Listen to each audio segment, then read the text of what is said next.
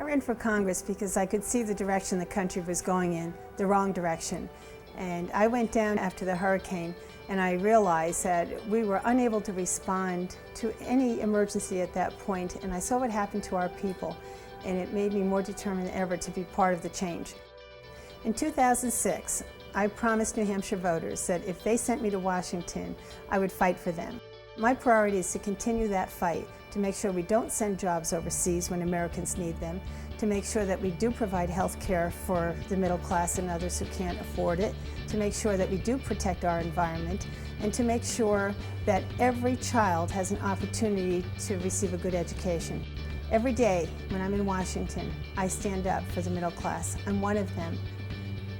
The biggest disappointment I've had over my first term is the fact that we couldn't end the war in Iraq. I campaigned hard on that. It's $1 billion every other day now. It's time to invest in America again.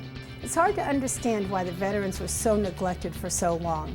When I realized how difficult it was, I went right to work for them. We put more money than ever before into the veterans budget, the highest amount in history, to help rectify these mistakes. We will have the power and the authority to change life for America. I've been a social worker and a social work administrator all of my life, and I feel very committed to taking care of people. And so I've had this tremendous opportunity and honor to be able to help people with the problems that they confront every single day.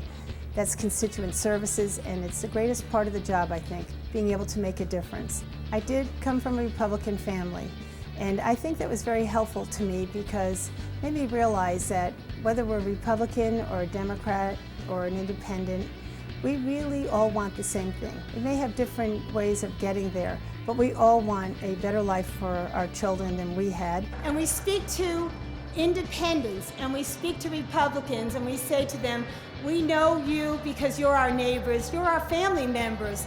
Join us for a better America in 2008 and beyond. Political parties have separated us from one another for far too long.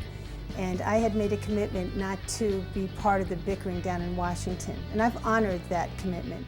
The 1st District of New Hampshire is truly a very blessed area of this country, and it's my responsibility to keep it that way. And the only way that we can change the direction of this country is for people to come out and vote. So I ask all of you to work hard this time, because our country depends on you to bring the change we've all been waiting for.